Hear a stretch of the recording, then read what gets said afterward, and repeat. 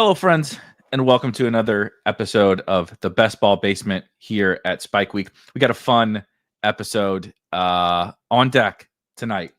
It's a lot of fun to victory lap the things you get right, and talk about your good player takes, but it's also a little fun to make fun of yourself. And tonight we're going to do the latter.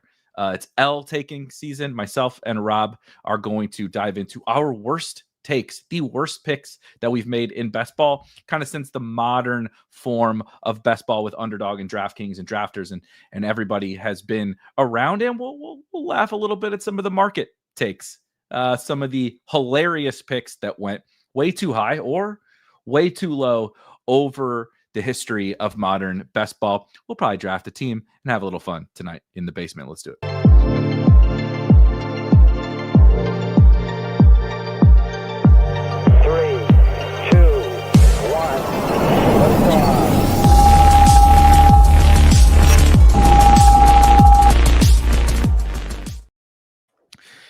Rob, this was not my favorite exercise I've ever done, going back through and torturing yourself over 5 years of horrible takes.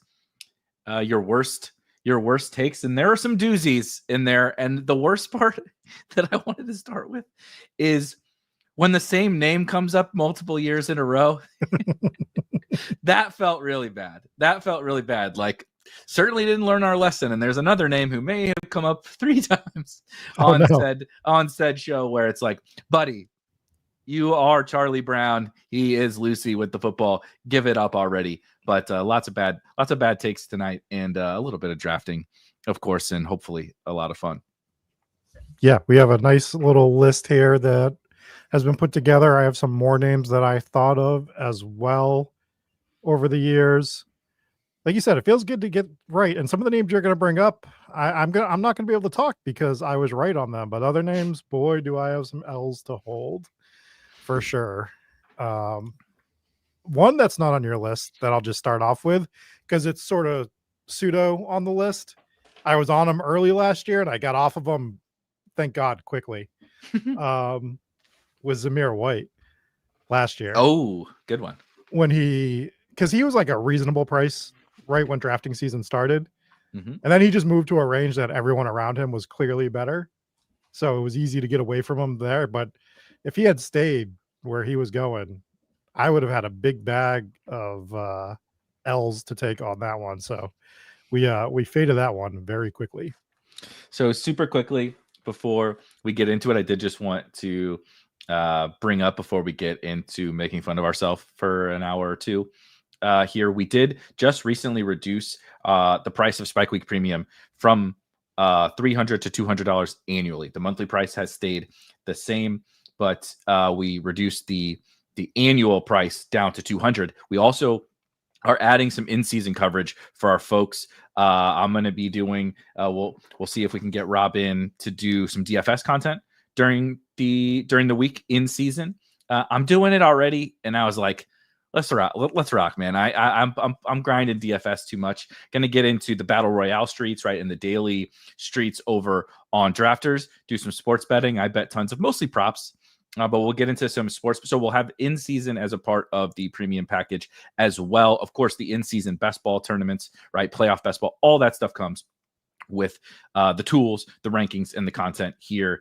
But just decreasing the price and increasing the kind of coverage that we're doing here at Spike Week. I'm pretty excited for that. So check out the link to that in the description. Of course, you get the Discord and everything involved, and these wonderful takes that we're going to give you here tonight, like we've done over the course of the last 5 years. So let's do what you were talking about and start with last year and then work our way back, because I kind of think it's funnier the deeper we go back. It's a little bit more serious of like talking about our takes that were horrible from last year and some of the markets takes that were horrible from last year. But it gets really funny when you get into the outer years, if you will. So this is hilarious. We'll get to it, Sizzle. Just don't bring up these guys yet. We're only 5 minutes in. Let's not bring up the Evan Halls and the Ty Chandlers of the world. I promise they're on my list. Okay. Last year is, I think, the most boring one for me, because the picks I made, like the biggest exposures, the guys I really loved, were not as much misses as the fades I made were awful. Like, I didn't like completely whiff. Ty Chandler, for sure, is the guy at the top of my. I just have it sorted by Best Ball Mania just to make it a little bit easier, keep it underdog focused, and aligned to the underdog ADP. Ty Chandler was my sixth highest owned player last year, and he's basically in a retirement home now. He got buried by Cam Akers. He got like, it was bad. I don't even know what the hell happened with Ty Chandler. I notably remember our good friend Sean Siegel from RotoViz, you know, one of the zero RB, the originator of zero running back, but also one of the whisperers of the running backs. And he really, I didn't like Ty Chandler, the prospect. He liked Ty Chandler, the prospect. And then this was not year one of Ty Chandler, but Cam Akers is, or excuse me, who was the running back, the starting running back? Dalvin Cook is gone, right? It's Alexander Madison. You're like, okay, this is it, right? Like, come on, we can bet against Alexander Madison. And Sean was out on Ty Chandler, and so like my wires definitely got crossed. I didn't listen to someone smart on that one. You know, like there's some rough ones. The most notable one for sure for me is Kendre Miller.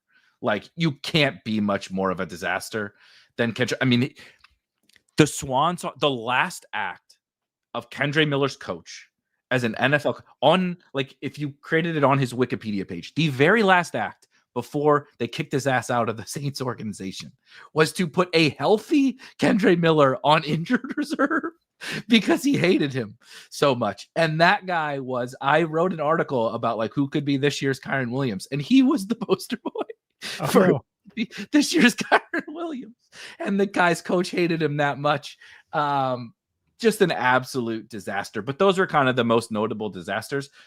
Even bigger than that, though, was I didn't draft Saquon Barkley, and I didn't draft Derrick Henry, and I didn't draft those guys. So they were the real problem, but a couple of very clear, just mega L's highlighted by Kendre Miller, which was as much comedy as it was like losing money. It was just like the way that it happened was epic.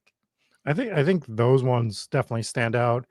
I think philosophically last year we made mistakes by drafting Kamani Vidal, as was brought up in the chat, and drafting Audric Estime, right? Like, I think this is when you really learn that you have to trust your instincts on the prospect class. And we knew that the running back class from last year was just not good, right? Overall, not good.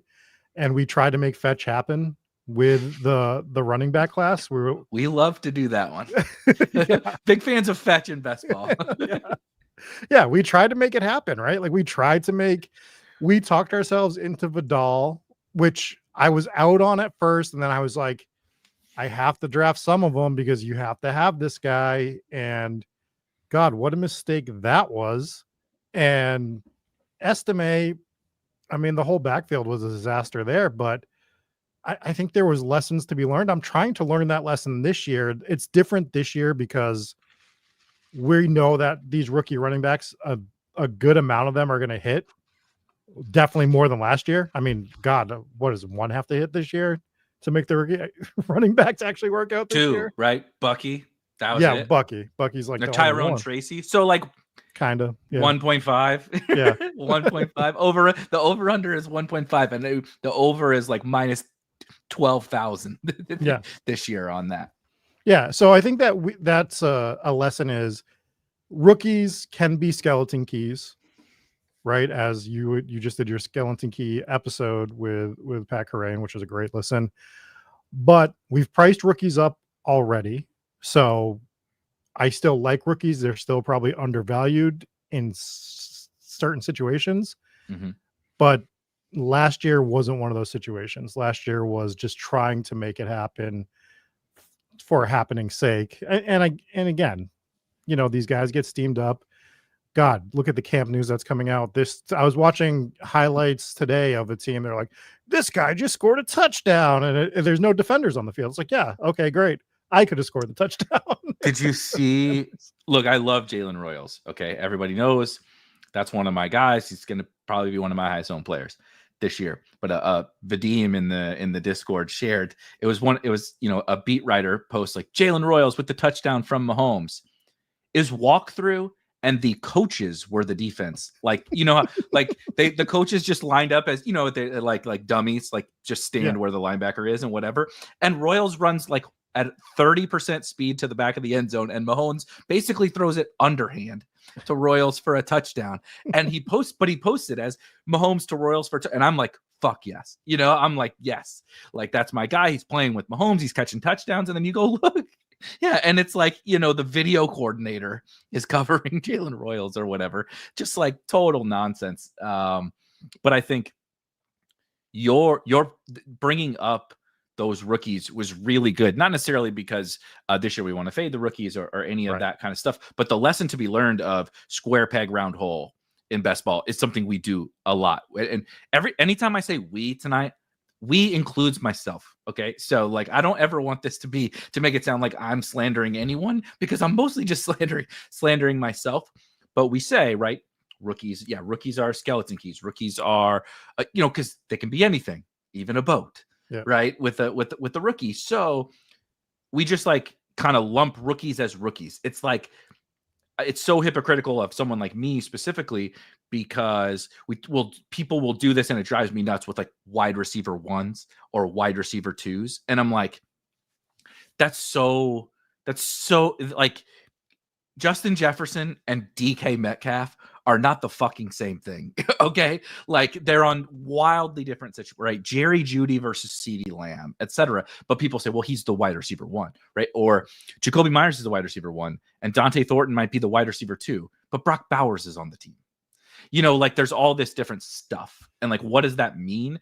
And we did it with rookies. We also did it from a square peg round hole situation where we are so confident we know ball with running back talent that we're just like, well, Dobbins it's over, and Gus, who cares about Gus Edwards? So let's go get the rookie, right? And I'm not going to bring up Voldemort here today in the Cowboys backfield, but it was, well, Javonte sucks and Miles Sanders definitely sucks. So let's draft the rookie at pick 130 or whatever, right? And we did that with Kamani Vidal. We did that with Audric Estime, where we didn't like Javonte. Jaleel McLaughlin is gadgety, right? And I'm not saying those were inherently wrong, but I am saying there can be lessons learned from some of these too. It's not like we are having fun poking fun at these, but like your point about that is like, we don't always have to chase every rookie situation. We don't always have to chase the backfields where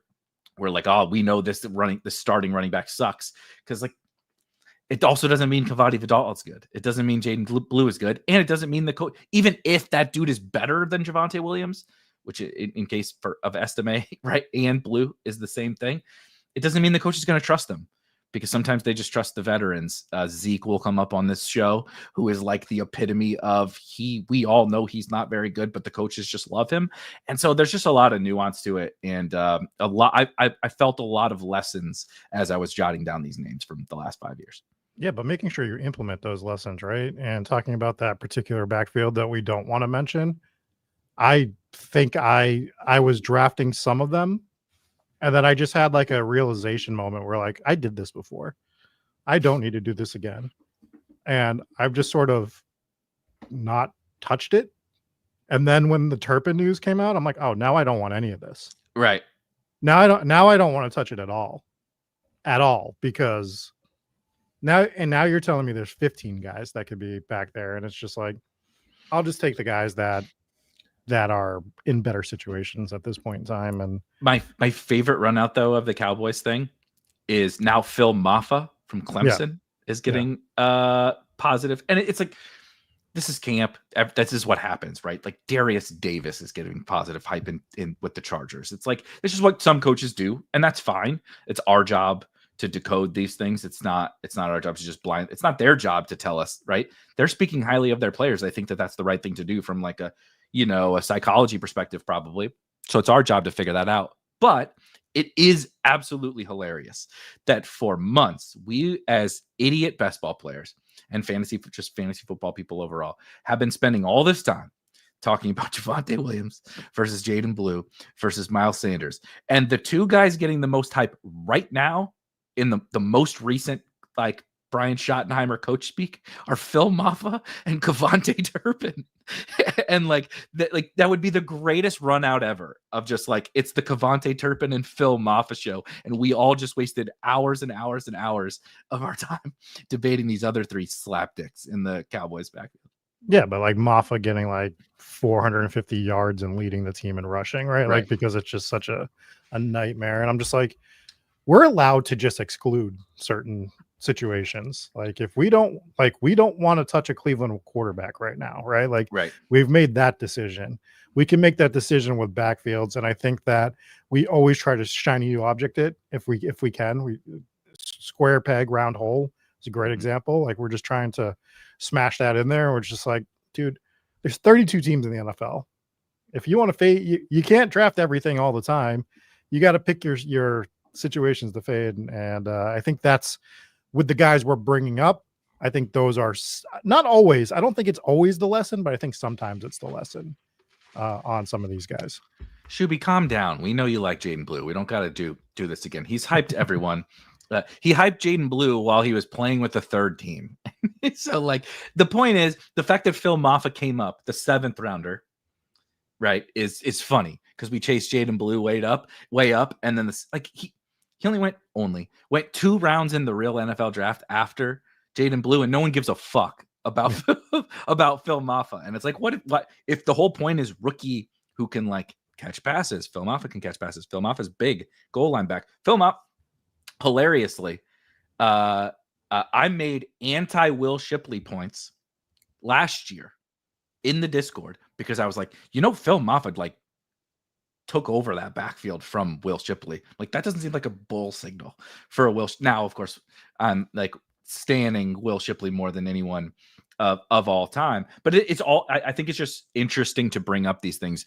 The point isn't to like make a case for or against any of these individual players, but it's really interesting to use historical situations and apply it to this and be like, this is awfully similar to this one, and here's how this one played. It doesn't mean that's how the Cowboys are going to play out, but like you said, it also doesn't mean like we have to take it. I've thought about this a lot, where you get passionate after talking about something or thinking about it or spending time researching it or whatever. Like, you naturally as a human feel like, well, now I need to act on that. And it's like, is that your edge in best ball this year? Like, Javonte versus Jaden Blue versus Miles Sanders versus Phil Maffa versus Kevontae Turpin versus Deuce Vaughn. Like, is that your edge this year? And I feel like because we see that there's opportunity, we think there has to be an edge there. And I don't know that those are always synonymous with one another. Like, there doesn't have to be a slam dunk winner from a certain situation, even though it seems advantageous. Yeah, I completely agree with that. And I've tried to be better with that on certain situations. I think for us too, just speaking for me and you and some others, we feel like we have to put our names on things sometimes, right? And I still do, but I've tried to be very like selective of that, more so than I don't need to. I think the first year I tried to make that stand on more guys than needed, and now I'm just very deliberate about it. I mean, we heard it in the lab when we went through my fades list for the top 100. I don't publicly say all of those all the time. Like a fucking auctioneer listing off all of his fades in the top 100. Like, I say, going, come on out, Derrick Henry. Yeah, like, I was like, Jesus Christ, dude! Like, name a player you're not fading. Yeah, obviously, hyperbole, but you have a specific plan, and you're so I'll just say, I'm doing it a little bit more this year in NFL. But I think it comes in waves. NFL's such a weird, with camp and stuff, like you do get new, like I wasn't drafting Keaton Mitchell in May, and now Keaton Mitchell's like my favorite late round running back. Whereas in the college football best ball is going on right now, which of course we do support with the tools and all that kind of stuff. And I got some content and stuff coming out for that. I'm like you mentioned, like Xing stuff out.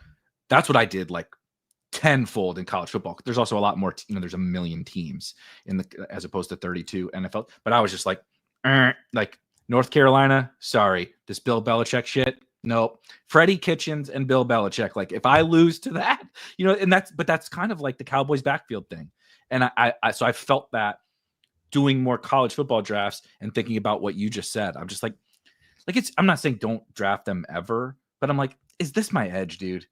Like, I don't think that this is the Cowboys passing game is probably my edge. So I'm like, am I getting too cute? And like, I'll look back and be like, you invested way too much in the situation that was like, it's fine, but I don't think it's like should be a defining part of your season. I think it's really easy to fall into that trap because we get passionate about like certain takes, or like you said, you want to put your name, you want to put your balls on the table and be like, well, I told people I liked the Javonte to win this thing, and then it's like, yeah, but that doesn't mean you had to spend $3,000 on Javonte Williams or whatever. You know what I mean? Sounds like the perfect segue into Trey Lance. Oh fuck. He shows up. He definitely shows up on my list in bold, bright, beautiful letters. So we talked about last year. Trey Lance is more of a 2022 issue. 2023. So let's do 2023, but the 2022 is the funniest one. Like the 2022 list from myself and from the market is hilarious. Like it's just, anyway, we'll get to it. 2023. I'll do mine really quickly because it's actually a much more exhaustive list than last year. Even though I got 12th in Best Ball Mania in 2023, I had a really good 2023, like a very good 2023. But when you read this list of guys I loved, you're going to be like, this motherfucker's the worst fantasy football player of all time. All right. My highest owned running backs. Kyron and Puka saved this. Okay. So the whole reason why this worked out is because I ended up having 50% Kyron Williams by the end of the summer. But before that, my two highest owned running backs, which I know you're going to bring up, and I'm probably going to mute you when you start to talk. One, Damian Harris on the New England Patriots. Woof. 11th round, Damian Harris. And 10th round, Philadelphia Eagles. Some people probably don't even know this motherfucker was on the Eagles. Rashad Penny. I was certain. This is it. This is the Rashad Penny, like, shout out our good friend Todd, run to daylight season. Like, Rashad Penny is going to smash. Notably, Rashad Penny not playing professional football anymore. This was the back-to-back Kyle Pitts year where I said, no, just ignore last year. Kyle Pitts is still good, I promise. Nope. This was the Evan Hull year. This was my, guys, I promise Evan Hull is the backup to Jonathan Taylor. Nope, not the backup. And then this is like kind of good because I had 50% Sam Howell. Jahan Dotson was one of my highest owned wide receivers. I won't even take Jahan Dotson in the 20th round on a Jalen Hurts team now. And I had like 1,000,000% in the 7th round with Sam Howell as his quarterback just 2 years ago. And notably on my BBM team that got 12th place, my favorite late round tight end, also a Washington Commander, Cole Turner. Hell yeah. Baby. Cole Turner. So there's my L list. I will also shout out, this was the year we coined the Bateman line, where wide receiver pricing got nuts. And in the 8th round, this is also notable because we just got news today, Rashad Bateman and Treylon Burks went in the 8th round of drafts that year. And we all, the cabal, all decided that was the cutoff for where you needed to get your wide receiver firepower or else it was over. And little did we know that shit fell off way before Rashad Bateman and Treylon Burks, who of course retired or was cut from the Tennessee Titans today. And Rashad Bateman has bounced back a little bit, but that year it didn't go well. So a lot of L's, which explains best ball perfectly. Like I just labeled a bunch of my highest owned guys. They all were true disasters. Like the two running backs didn't do anything, like absolutely anything. And I had my best year of best ball ever. So you should be able to get this. Do you know who my highest owned player in 2023 was? Not off the top of my head. No, I don't remember. I struggled to remember after last year. Yeah, I mean, that does get a little bit tough. I bet the chat will probably get it. I'll give them about 2 seconds. 2023 highest owned who? wide receiver. He's my highest overall player to begin with. MVS. Yep. I knew it. 44% MVS in 2023. 44. This was Chiefs MVS, right? This is Chiefs MVS. Yeah. Like I believe it was eighth Chiefs round? MVS. Eighth round MVS? 142 Something like ADP. that. Oh, 142. Okay. So not bad. Fine. Bateman was that was 2. Tony. It was Tony that was That's like who I was round. about to bring up. Kadarius Toney, I had 20%. Kadarius Toney at 99%. Now, to justify it, I remember that year saying, this is a player that is mispriced. He's either like a second or third rounder, or he's Kadarius Toney. It turned out he was Kadarius Toney. So we whipped on that one pretty big. My highest owned running back was Kenneth Gainwell. That's kind of boring, I think. Yeah, because it's like not a miss, but it's not a, it's yeah. That's how I think you'll find a lot of the list of like when you start to go through this, you're like, yeah, this wasn't good, but it wasn't like it's not like oh haha funny like flag planting Cole Turner and MVS is funny like that's subject Kendre Miller, right? But yeah, Kenneth Gainwell or what like Tyler Algier was my highest owned player last year, and it's like I don't know, that seemed fine, Yeah. I'm happy with that. I had 20% Gerald Everett, who if you asked me if he was in the league 2 years ago, I would have been like, no, he wasn't. Chargers, Chicago, it's saying. The Bears. Yeah. Oh yeah. Oh geez. Yeah, that's a fun one. 20% Leonard Fournette. 20. We're on 2023. Yeah. Chargers. He was Chargers. Mm-hmm. Maybe he caught 50 balls. He got 50 balls for the Chargers. That was. I think I had Gerald. Let me pull up my exposure to. I think I had a clip of Gerald Everett. It was Gerald Everett attached to Justin Herbert, dude, and that was Keenan, Mike Will, Everett, Justin Herbert last year, last year before Harbaugh came around, right? And like they were the prolific passing offense. No, I lied. I didn't. Holy fuck. His ADP was in the 150s, Gerald Everett. Yep. That's great. That's good. Gerald Everett the MVS of tight ends, so it's quite fitting that you took a stand on both of those guys. I have a type, Eric. All right, I have a type. So do I. we'll get to more of that. I definitely have a type. Anything else from 2023? Is there any other funny? So I just wanted to shout 16% Jalen Hyatt is the other one. I think that's okay. I wrote down from the market perspective in 2023. Tony was the first one I wrote down that I just thought was hilarious. Alexander Madison went in the 7th round of drafts in 2023. Again, I took Ty. We were taking other backs. That year was also the wide receiver apocalypse for anyone that was playing best ball back then. That was like a 0 RB shipped like crazy in 2022. So we decided we had to draft every wide receiver 2 on a half decent offense in the second fucking round of best ball drafts. But the funniest part of that was while that was crazy, Chris Olave went in the second round, Waddle, T, it was the wide receiver pricing was nuts in 2023, which is what I just wrote down receivers in 2023. But the 2-3 turn running backs, do you remember the debate about the 2-3 turn? Tony Pollard, Ramondre Stevenson, Josh Jacobs. There's probably some other people, another guy or two that I'm forgetting at the 2-3 turn in 2023 that was like, well, we can't have these guys going at the 2-3 turn behind Jalen Waddle. It's like, they all fucking suck too.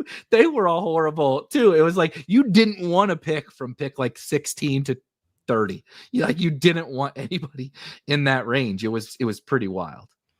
Do we really have to do the 2022 one? Like, I thought it was going to be fun, and now I'm looking at it, and now I don't want to do it. It's so bad.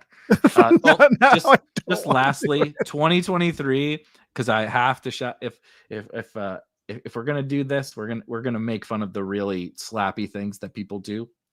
We'll get to some other running backs that were similar to this. The dead zone back of the year in 2023. Do you remember? Can you guess who it was? Dead zone running back, moved, assigned as a free agent to a different team, came off a very successful run on a very, very good team. Actually, the team that just won the Super Bowl last year, he played for and then left in free agency heading into 2023. And we drafted this dude in like the 5th round. This isn't a we thing. This is the market did, and you and I were like, LOL, what the fuck are we doing with Miles Sanders on the Carolina Panthers in like the 5th round of drafts? And he's going to get so much work. They paid him all this money and everything. And it's like, if we're learning lessons, there's a lot to learn from the L's that we've taken, but the dead zone back, especially like free agent to a new team, he's going to get all this work. Miles Sanders and another guy we'll get to in a minute. Maybe stop chasing that guy. Maybe stop chasing that guy in the 4th or 5th round. 2023 is the Rashad Penny year too, right?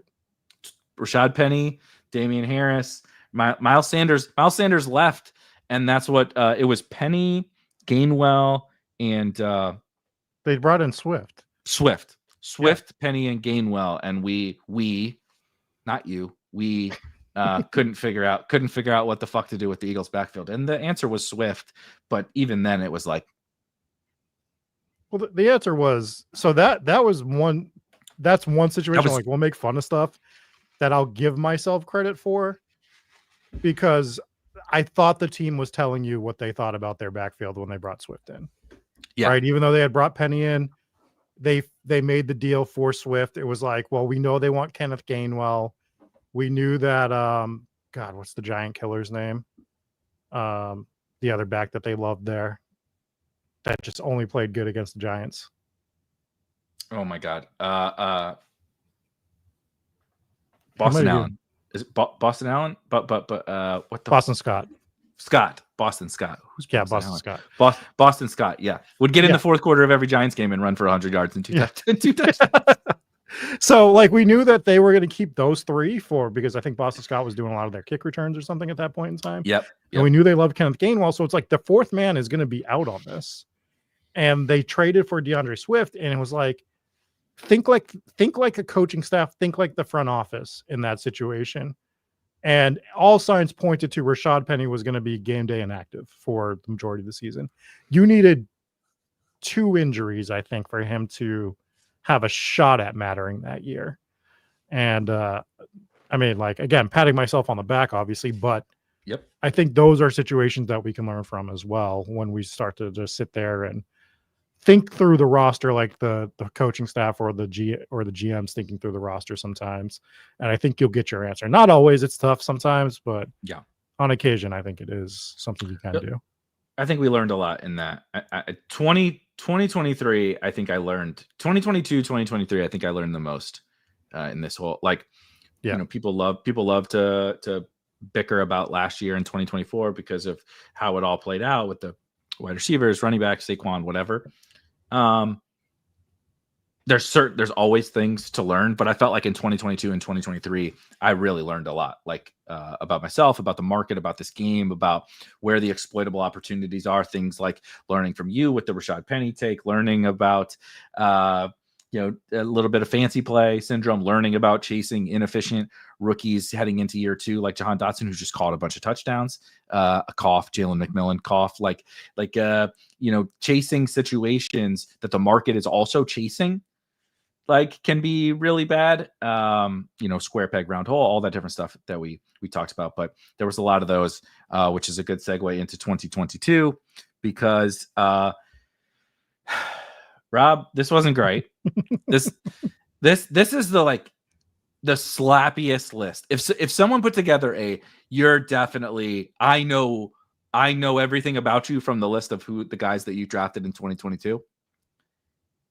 This is for sure it for me. It defines me as a human, as a best ball player. All right, ready? 3rd round, Kyle Pitts. Didn't go great. Spoiler. 4th round, Gabe Davis. Unemployed currently. Gabe Davis. In the 4th fucking round. and like made him like a poster boy of articles. I decided to turn myself into the Gabe Slappy because I thought it was one of those like we do the better and best ball thing. I thought we've uncovered the fountain of youth essentially from a best ball perspective of like he could be good, and I know he's going to have spike weeks, and it's like you do have to be like a certain level of good to be worth that price. I learned that lesson pretty hard that year. It was also Trey Lance. It was 7th round Trey Lance season, which I drafted 20% of 7th round Trey Lance. I did have some. I had great closing line value, by the way, on Trey Lance. Nice. I went to the bank just today to see if they would still take that Trey Lance closing line value. Notably, they did not. They laughed. They also laughed at me for bringing up Trey Lance. Elijah Moore went in the 6th round that season. Still around and kicking. But yes, I loved 6th round Elijah Moore in 2022. How did I make money this year? I'm still not sure. And my second highest owned tight end in 2022 was Albert Okui-Boonham. I was just looking at on the Denver Broncos, who was never to be heard from again.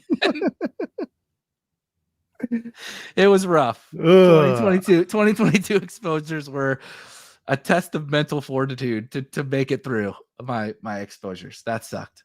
He was my 3rd most owned tight end, right behind Robert Tonyan and Tyler Higbee. And Robert Tonyan went in like the 70s or something like that. Rodgers was so maybe I have my year split, but whichever year that maybe it was 2021. Yeah, I think it was 2021. Rodgers was still with the Packers. Robert Tonyan had scored 10 touchdowns the year before and went at like pick 70. Like we took Robert Tonyan in the 6th round of best ball drafts. Just what are we doing, man? Oh man. So my highest owned player was at 51% that year, which was also MVS. So MVS. The bit was strong. Was he on the Packers? That had to be. No, that had to be the first Chiefs year, I think. So that was the first Chiefs year. I think that was the first Chiefs year, and he was more expensive that year, wasn't he? ADP was 95. Yeah. So then, because I remember I took him too. I agreed with you, honestly. Not 50%, not 50% levels, but I agreed with you on it. It was but I was in that mode. You talk about learning stuff. Like 2022, I was like better and best. Like everything was like better and best ball, like brain, right? Gabe Davis, MVS, like all these guys. And it's like, actually, like you should draft good football players. Like, especially with your expensive picks. Like if those guys were cheap, it would be one thing. But like loading up 4th round Gabe Davis and 7th round MVS just because they're on good offenses was like a real lesson that I had to learn in 2022. I definitely learned it. Do you know who my second highest owned player was? This was a late round pick. So like it's not as painful. Go for it. D'Ernest Johnson. Oh, he's up there on my list too. This was the D'Ernest Johnson year, and I don't regret it. I think this is one of the worst runouts for a late round pick of all time. He had so many outs this year to being prevalent. He was heavily rumored on the trade block. He was rumored to be getting a ton of work that year. He was one injury away, and then just nothing broke right for him that year. And we ended up with nothing for D'Ernest Johnson. Yeah, he was good in 2021. And then in 2022, like you said, it was kind of a murky, weird situation. We thought he was good. Obviously, the Browns have had, it's the Browns, but so Chubb, Hunt, and then D'Ernest. But we were like, oh, there's a real path to some playing time here. Because they were going to move somebody, is what we thought. Because even if it wasn't him that moved, they thought that we were going to move Hunt. We knew Nick Chubb was like solidly going to be the RB1, but we thought D'Ernest Johnson could get some work, or move somewhere, and it just nothing broke the way we thought it. And then he just got shadow realmed behind those two, and it just didn't work. So maybe 39% was a little too much in that spot. But I think the thought process there was kind of fine. You know who was side note, MVS was my second highest on wide receiver. I just looked. God, we were slapping it up in 2022. Michael Carter. Remember Michael Carter was 2022. Actually got Rashad White correct in 2022. Wow, that's crazy. Naheem Hines. I had 20% Naheem Hines at an average ADP of 135. Naheem Hines at pick 135. Like I drafted Dario Gumbawale 20% of the time at pick 135.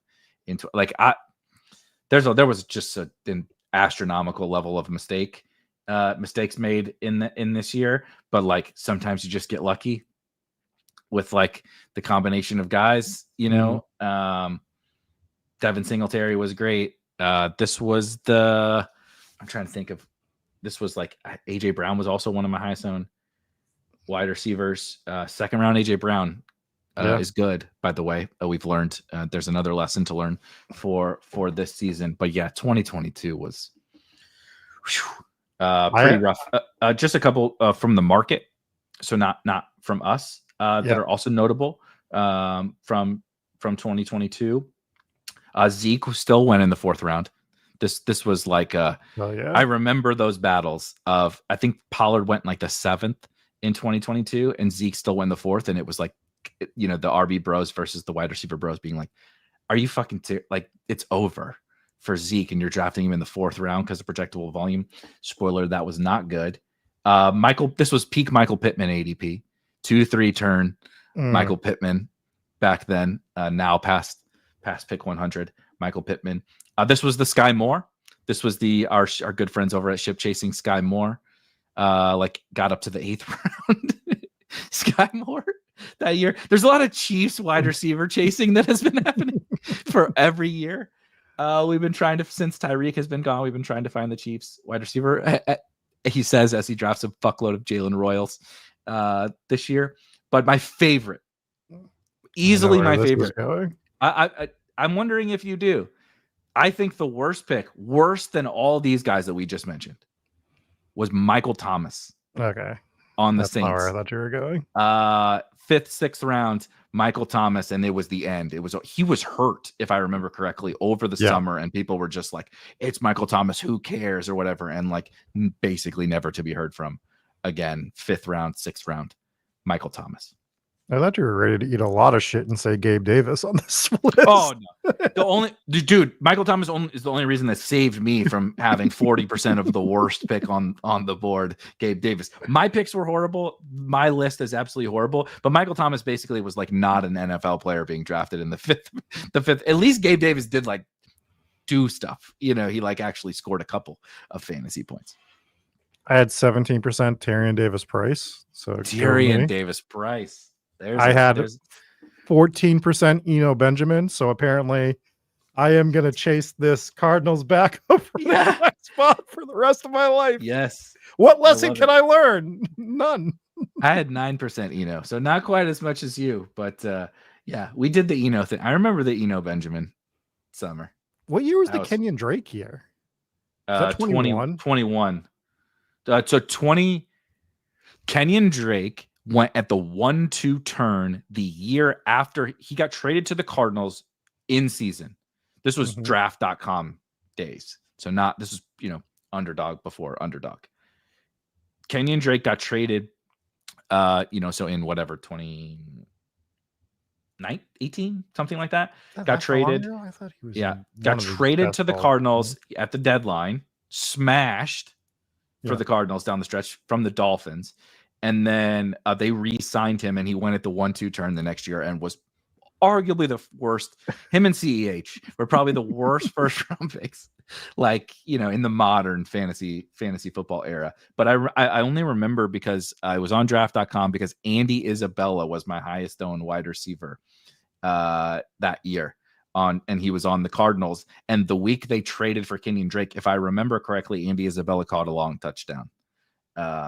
You'd have to fact check me on the exact timing of all that. But I remember, like, amidst the Kenyon Drake stuff was also the only game I ever got to celebrate Andy Isabella. So I have a long track record of these shit ass picks in best ball.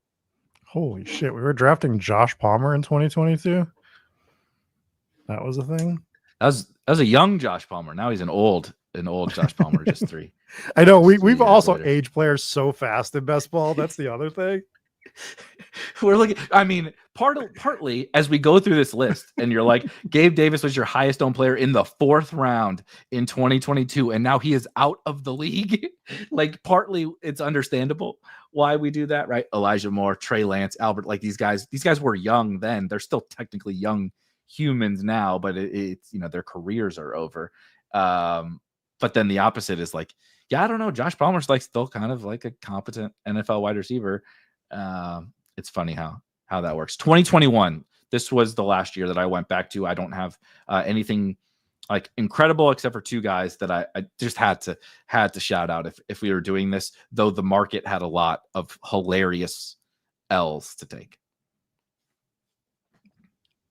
What do we have for 2021? We don't have it in Draft IQ. That was why. Do you recall who you we started in 2022? Do you recall which was Best Ball Mania 2 year? I don't recall. See, that's the one I thought was the Kenyon Drake year, but I must have just been. That was 2020. Yes. Let me check. 2020 was Kenyon Drake first round pick. Okay, so then I don't know, but I can tell you 2021's the worst combination if I could look at my stuff, because it was my first year playing best ball, which made me an even bigger idiot than I am now.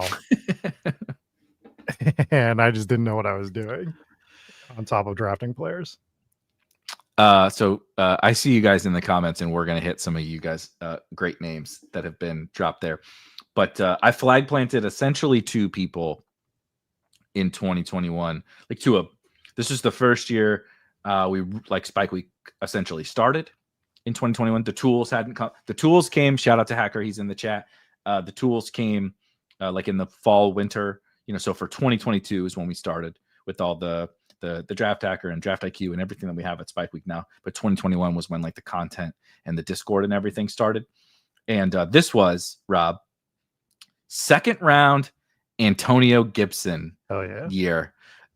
This was Ron Rivera said Antonio Gibson is the second coming of Christian McCaffrey.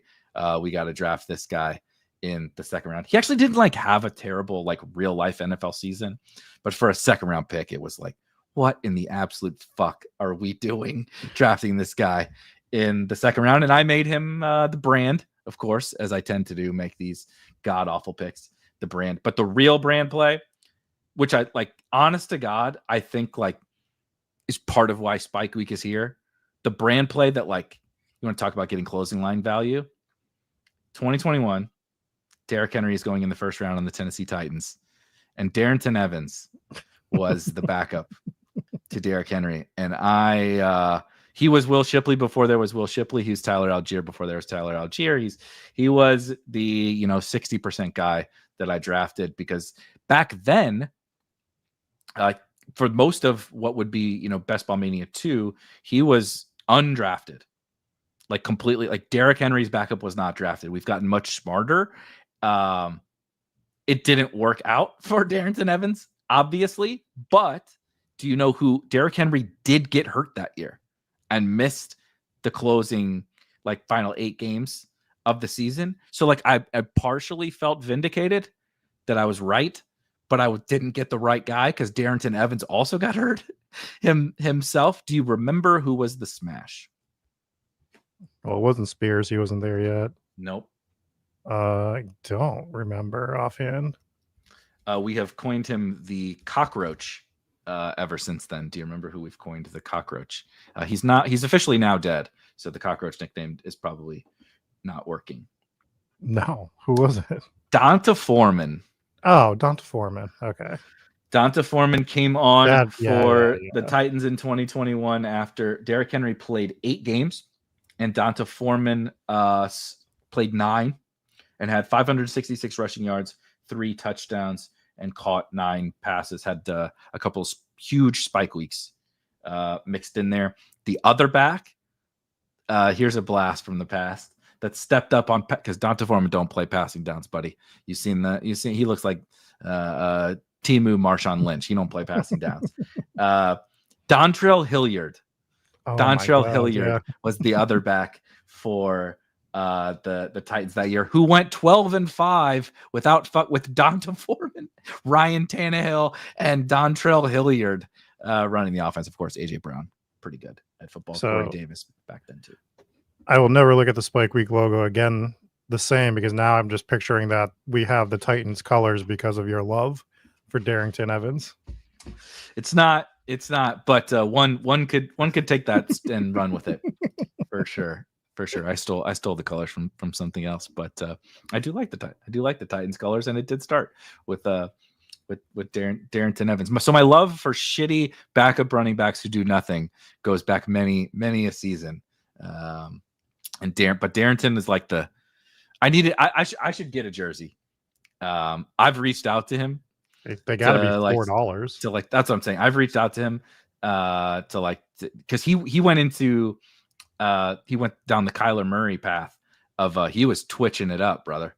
He was trying to be a video game streamer, and I was like, it's not video games, but would you be? And obviously he did not. He was not interested in coming on a Spike Week podcast, but that's how big of a part of the brand Darrington was. Anything else that you got? Obviously, we'll talk about some of these other things and hit these folks in the chat. But anything else before we probably hop in a draft here?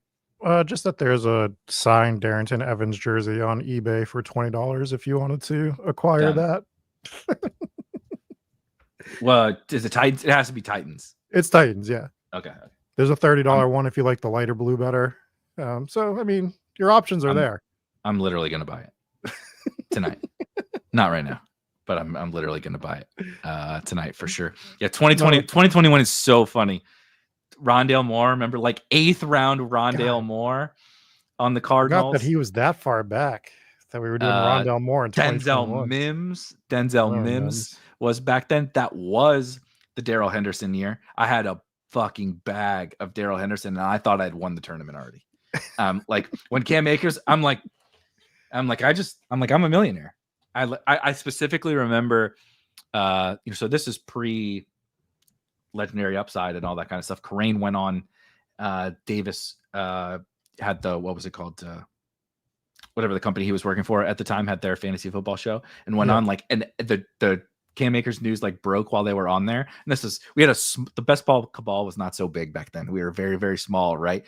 And it broke, and they're live podcasting, and Davis just goes, fuck, I bet Bindfor has 30% of Darrell Henderson.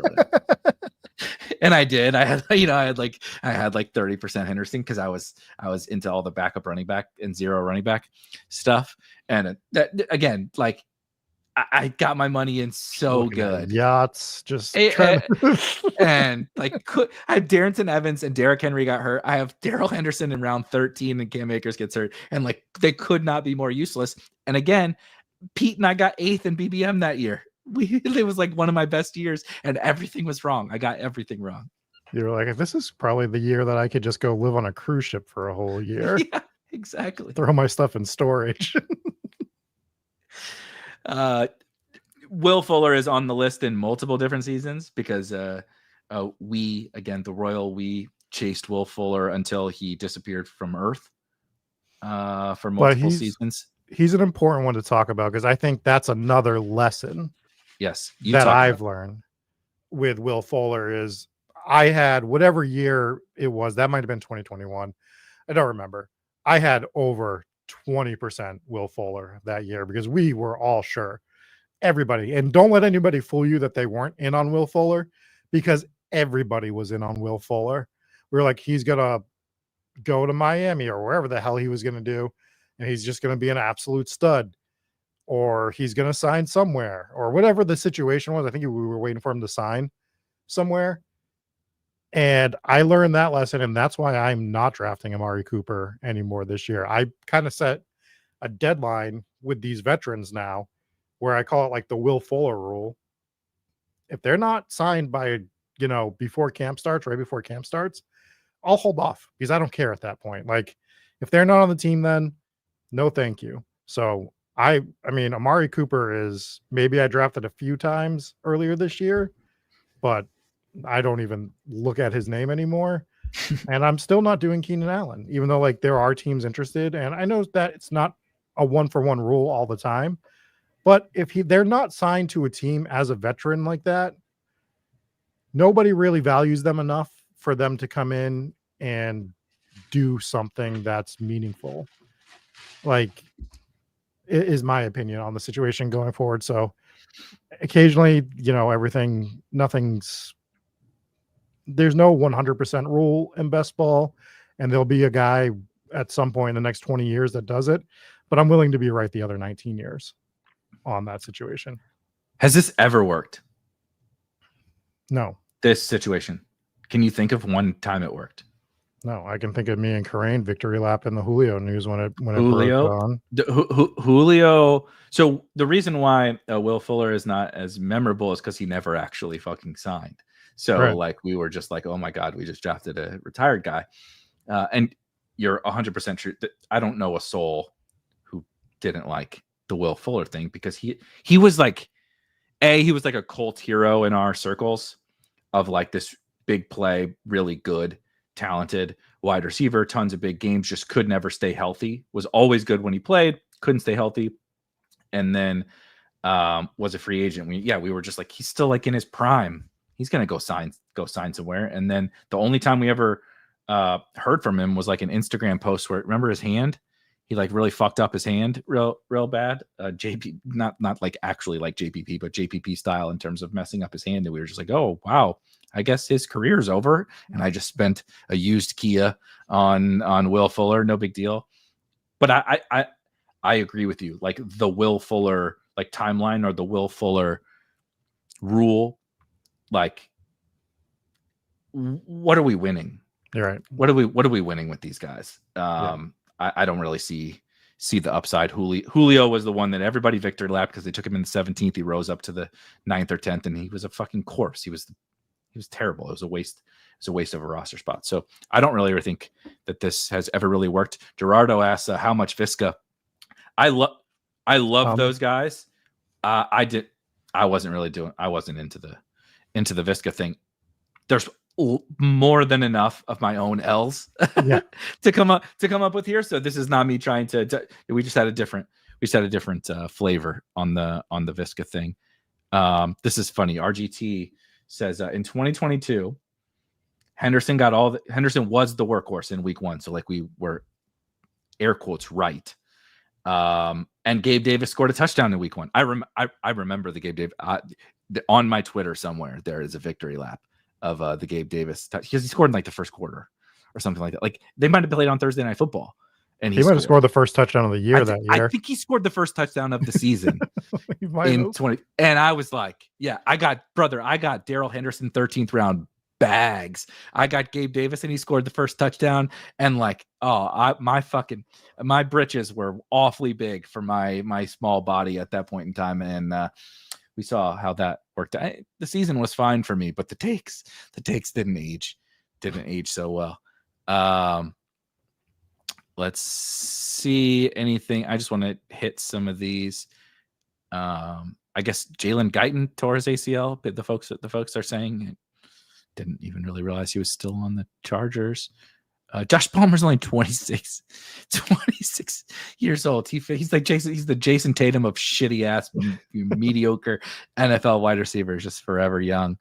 But we just talk about them 12 months a year, so it just feels like they're older than they are now. Where back in the day, we were drafting these guys for 10 years straight and not even thinking about it when it was just like redraft leagues. It feels like more than a year. Like one season feels like 3 or 4 years to us because it's like the grind is so crazy. Remember the Justin Forsett this was Ravens year, right? Justin Forsett second round was, I believe, on the Ravens. That's a good one. The Ravens notably have been a team that I've chased like a million times with different guys. I've told this story before. I think the worst pick I ever made, and now there's probably other, but like pre-best ball, my like flag plant was Alex Collins on the Baltimore Ravens, because he came on strong down the stretch the year prior, like not just came on strong, he fucking smashed and like won everybody all of their leagues down the stretch, and then came back as the starter and just turns out Alex Collins was just Alex Collins and wasn't really that good. He's since passed away, unfortunately. So not to make it a somber note, but J.K. Dobbins was my highest owned player once upon. He's not on the list because he tore his Achilles, and he also scored a touchdown in the first half, had like 15 fantasy points in week 1, and then tore his, that was the year he tore his ACL or Achilles, I can't remember. But I had like 50% J.K. Dobbins, and he got hurt in the first game. Yeah, I'm good at that. I'm good at that. Mostert did it too. Yeah, we're good at finding the quick injuries. Who was the Ravens back that we drafted after everyone got hurt in camp, and he was like the starter week 1, and then was serving fries by week 2? Tyson? Tyson Williams. Tyson Williams, yeah. Tyson Williams from BYU. Remember we were smashing Tyson Williams. Oh my God. It was a 5-alarm fire. Everyone go enter drafts to get Tyson Williams, because that was the year Dobbins and Gus got hurt and Justice got hurt in like camp or preseason. So they just then they ended up getting what? Latavius and Devonta Freeman. Freeman. Yeah. They added those guys. But we thought it was going to be Tyson Williams, and we were like, you're like, everybody, guys, Tyson Williams is still available in like the 15th round, and he's the starting Ravens running back or whatever, and he did start the season. He just didn't last very. Not long at all. Wonder what he's doing. I wonder what Tyson Williams is doing nowadays. I forgot about this too. You remember that? This is the nostalgia part of this is so fun. I remember this bit because it was like Eno was attached to what? Like there's some correlation of Eno Smith and who people, the types of people that drafted him, and we were just better. I'll puff the chest out or whatever. He says as he drafted 20% Albert Akui-Bunam in 2022, but like Eno was like attached to somebody where he did literally nothing and had an insane advance rate. Was that? I don't remember. I don't either. It was 2022 though, right? Yeah, 2022. Yeah. Oh, the Allen Robinson stuff. Gross. Yep. There's multiple Allen Robinsons. There's multiple 3rd or 4th round. So the final year of the Bears, he's on my like the market got this wrong list multiple times. Allen Robinson is. You know who else is? A very similar type player. Remember Kenny Golladay on the Giants? Yeah. Remember that? Remember that? Yeah. That was a really good one. That's up there in terms of a bad pick. But A-Rob went at the 2-3 turn in his last year on the Bears and was awful. And then goes to the Rams, and people are just like, no, it's fine. He's still Allen Robinson. And we're like, I don't think that he is. I don't think he's Allen Robinson anymore. And took him in like the 3-4 turn on underdog. Goff was still there, right? Mm-hmm. That was pre-Stafford. That was Goff's last. So what an interesting experiment it would have been with them having Stafford. Because it was the year after Cup broke out. Because Woods left and A-Rob came in for Robert Woods, if I'm remembering correctly. I think so. Because remember, Robert Woods' ADP that's also on my list. Robert Woods went ahead of Cooper Kupp the year Cooper Kupp, like he basically had the best fantasy wide receiver season of all time. Yeah, that's the year we always reference with like the 3rd and 4th round wide receivers, where nobody liked the 3rd round wide receivers, Allen Robinson being like the key one that nobody liked that year. But we were still drafting them because that was their ADP, and we were so tied to ADP. And the answer was draft Jamar Chase, draft Cooper Kupp, draft there was like DJ Moore, I think was 5th round that year. Yep. And he was better. Yep. So I think that was another lesson where it's like just ADP it just doesn't matter. What are we doing? It's like, it's so funny to look back at the ADP and just be like, we're like slaves to it. And I get it, because wisdom of the crap, like I get all of that, but also there's just so many bad, like truly so many bad picks. Fittingly, also in, I believe 2021, Darren Waller went in the 2nd round. Raiders, Darren Waller went in the 2nd round. Also essentially never to be heard from again. He was already bad in 2021. if I let's look up what his stats were. I don't have. I just had I used Fantasy Pros ADP, and in 2021, Darren Waller was a second round pick and caught 55 balls for 600 yards and 2 touchdowns. 2020 was the last good year for him. 2020, he was amazing. Yeah, that's why he went so high. The next year, 100 catches for 1,200 yards and 9 touchdowns. And Miami brings him in 5 years later. And he steamed up. Did you see, dude, the accordion of Darren Waller ADP is fucking hilarious. Like we were so bored of and we had no news that Darren Waller signed, and it was like undrafted to pick 150 in a fucking 48 hours. And then everybody wised up and was like, he's not even like in shape to like, they're like, he's not practicing because he's not in good enough shape. He's old. Like, maybe we jumped the gun a little bit, and now he's back down to pick 200 and something. Or like, it was wild, the quick swing on Darren Waller. God, I forgot it was that long ago that he was. I would have said 2021 would have been his last, maybe 2022. God, it's crazy. 2019, dude, he was 28 in 2020. He was 28 years old in 2020. In 2020, he was 28 years old. His air quotes rookie season, he was kind of a weird like prospect or whatever. So he's 23 as a rookie, and he had 6 targets on the Ravens. He was like playing wide receiver, right, for the Ravens. He went to it was Oakland then, but went to the Raiders and moved to tight end. And that's what he was, like a big, athletic tight end. And that's when, he sucked at first with the Raiders, but then in 2019, he's 27 years old, 27-year-old breakout, 27 and 4th year. He had 18 total catches before he was 27 years old. And then he had 90 for 1,100 in 2019, and then went nuts in 2020. And he's living off of those 2 years still. Wild. It's crazy. It's absolutely wild. That's his career. I would have thought more than 2 good years, but he had like only substance abuse issues too, I think. Yeah. Was because did he not even play in 2017? Must have been injured. Oh my God. Correct. Yeah, damn. He wasn't that bad when he was on the field in like those subsequent years, but he had like injuries and I remember with those first couple of games with the Giants, he was getting targeted like a mother. So I do remember that.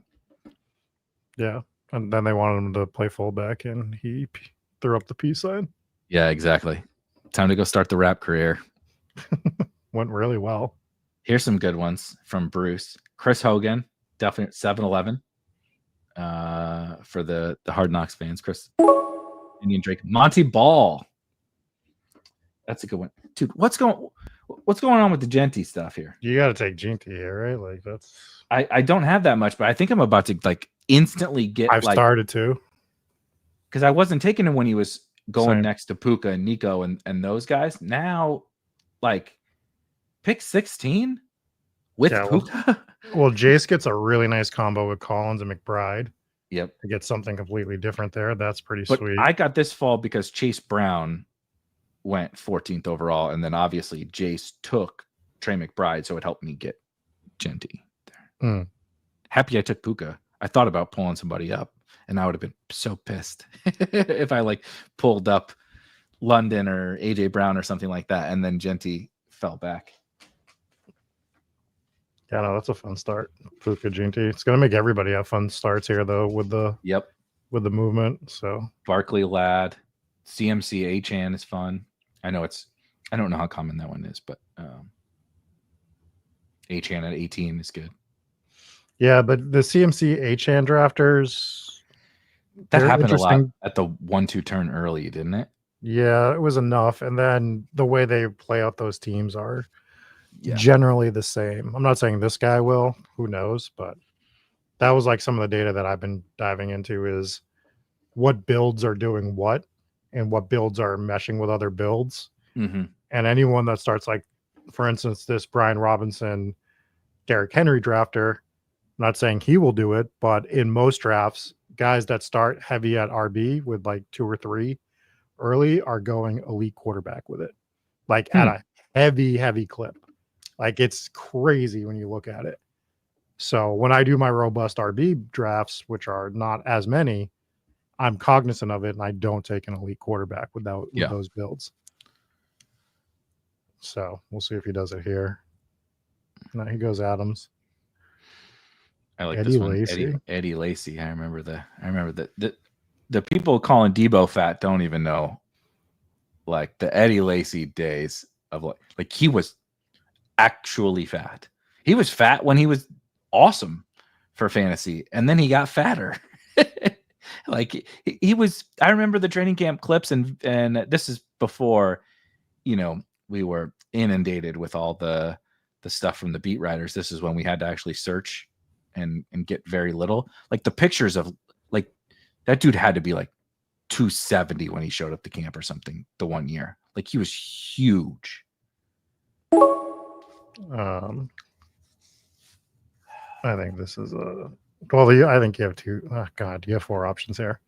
I know. The question is, do you do the elite? Do you do the elite quarterback and stick to kind of plan here? I don't have much. I like Lamar or Josh. I'm pretty sure it's Lamar is the correct answer. Yeah, I think Lamar is the answer there. I'm pretty sure. So I had one of my hottest the first year that Eddie Lacy was a rookie. Worded that poorly. The year that Eddie Lacy was a rookie was the first year. That was the first year that I did any sort of fantasy content. And I nailed my hottest take that year, which we'll say after this pick because you have an interesting situation coming up here. Well, I hope it's not that interesting. If Jace takes double elite, I'm going to be pissed. I'm taking George Kittle.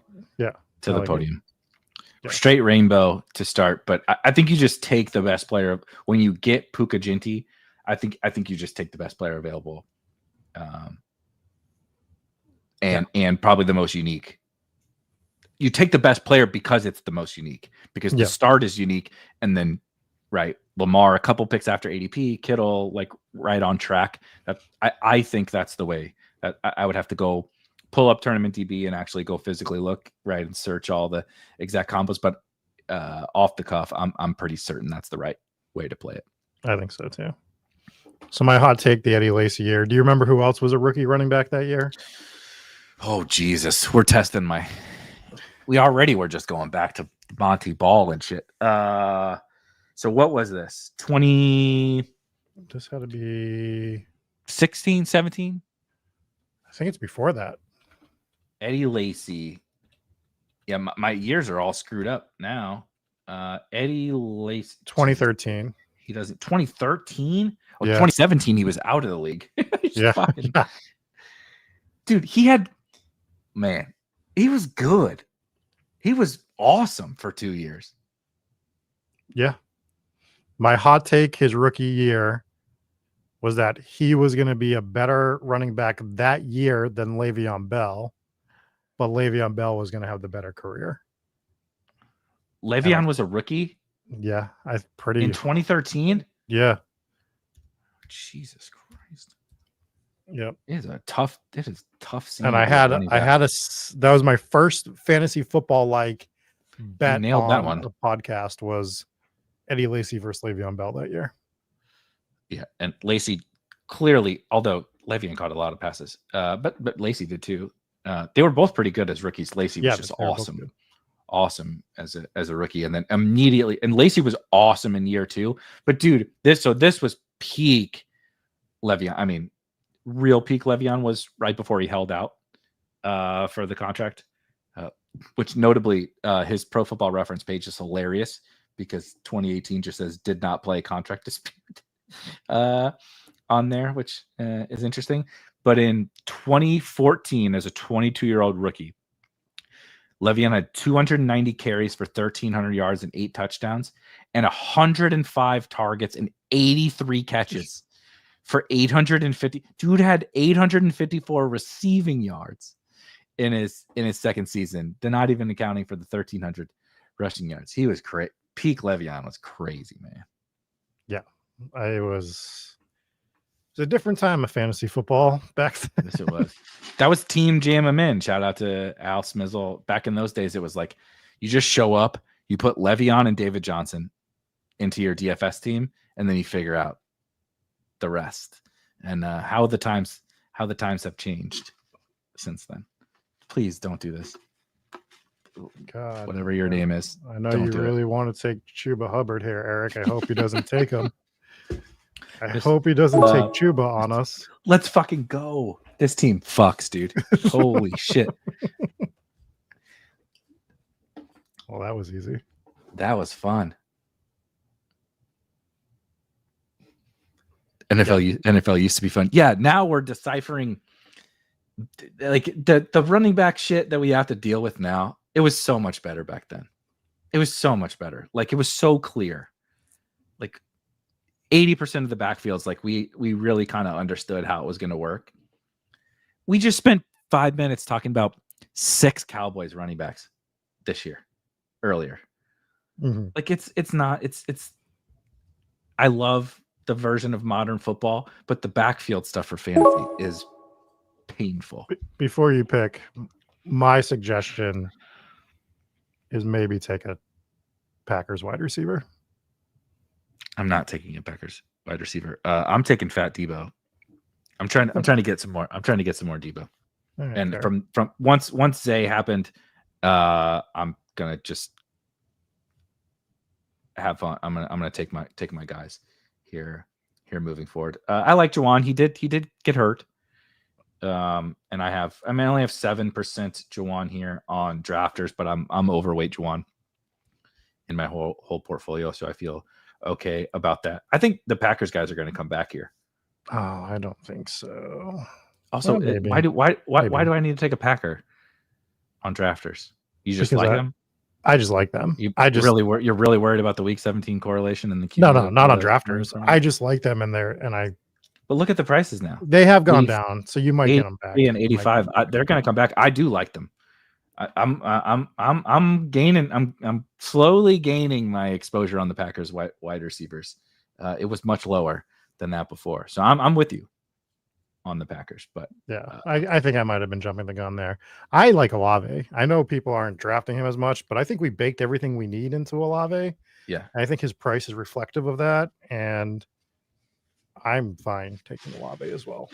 I'm cool with Olave. I'm trying to get some more Debo. I was avoiding Debo like entirely for a while, and just maybe I'm succumbing to the stuff that we shouldn't succumb to in training camp season. But I think he looks good. Terry's holding out.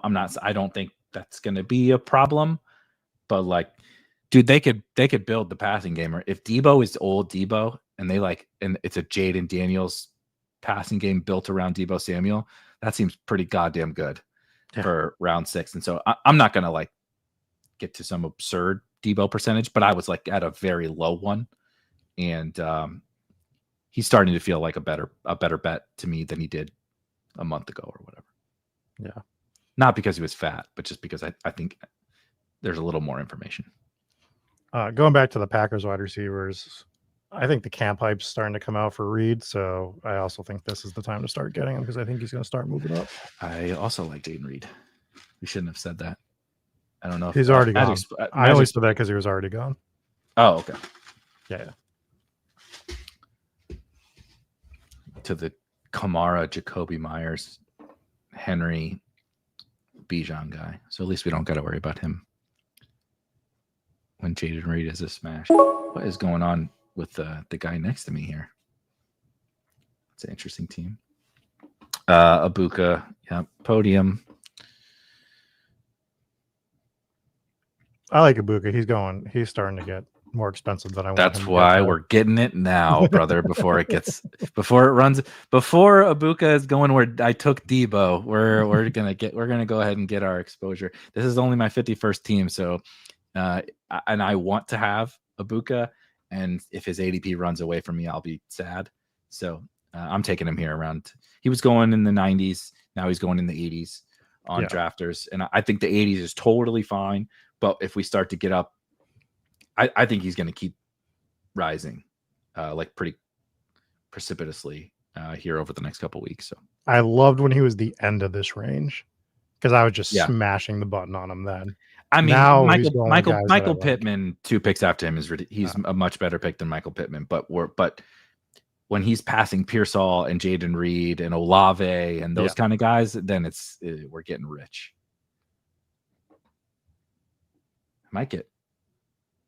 You might get Joe Mixon. I might get Joe Mixon, who may never play football again for all we know. What the hell? They said they were not worried about him. Hell yeah. I'm taking Golden. Yeah. Just why I do like worked out. Well. It's unbelievable. This team is awesome. I do like to take, just for full transparency for the people, I like to take Godwin and Ibuka together. It's the like inverse. It's the kid is taking the chaperone on the field trip. Yeah. You know what I mean? Like Godwin may come out slow, but that means Ibuka's going to be probably pretty good to start the season. So it's like, normally you take Adam Thielen to walk the rookie across the line. It's like, I actually want to do it the opposite way. I'm doing some of that with like Royals, and I haven't been taking Rashee Rice. He hasn't fallen to where I thought he was going to fall so far. But if I do end up taking him, I like to take Jalen Royals with him, and the same thing to be like, I like Hollywood too in that regard, but taking the young guy as the chaperone is weird, but that's where we are with a couple of these situations. Can you scroll up? I just kind of want to see one of these teams that. Yep. So they want a Monra, AJ Brown, Kyron, Hurts. They get the stack. They go RJ Harvey, Caleb Johnson, and then I don't think they take another receiver. Nope. Kelsey Etienne. Woof. I don't like that Etienne pick. No, at 89? I thought they were building an interesting team, and then I think I don't like Kelsey there too much either. At Harvey, I'm totally in for this team. Amon-Ra, AJ Brown, Kyron, Hurts, Harvey. Cool. Fine. Like, I'm not as into Kyron, but I get it, especially on drafters. But then, like, Caleb, Kelsey, Etienne. I'm fine with Caleb, but I think that it has to. Yeah, like I'm fine with it. But once, it's that trio. However you would like to, like, I think 2 wide receivers need to be in the spot of however you want to take 2 of those guys out.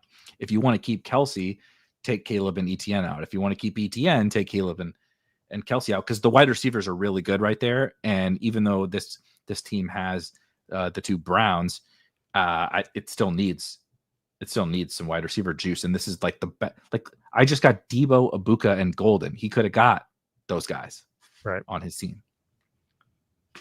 Yeah, I think that there's one more team I want to look at after your next 2 picks too, that I'm just kind of curious how they started.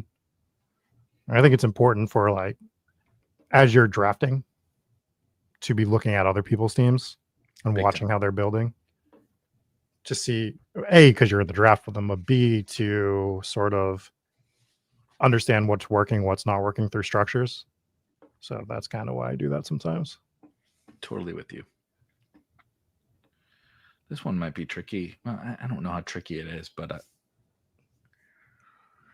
think it's going to be room. I think it's a might be easy. Depends what this guy should. He just got a gift, given what we just talked about with the wide receiver stuff. But it's unclear to me if he'll take it, because I'm buying the Mooney dip. I don't need Mooney on this team, but it gives me outs to Penix, which I would like. Mm-hmm. I can obviously do Baker if I just want to close out quarterback right away. Christian Kirk. You wouldn't do Dobbins there? I really like Dobbins, but it's definitely between Mooney and Dobbins for me. I have an absolute fuckload of Dobbins with these guys, but I have Mooney with these guys too. I don't have either of them with Genti Puka. It's your team, bro. What do you want to do? I love Dobbins too much. I think it's just I think Jace Dobbins just fucking snap called Darnell Mooney on me. Yeah, but you have 5 wideouts already. That's why I think Dobbins is the right play there. I think so too, and I think it would have been a little like greedy to take the I can get the Mooney fall in some other spots. I think you would have felt light at running back if you didn't take. Obviously, we would have taken a bunch of running backs. Right. And like I always feel like more comfortable in those situations, but I think Dobbins is going to make for the better team.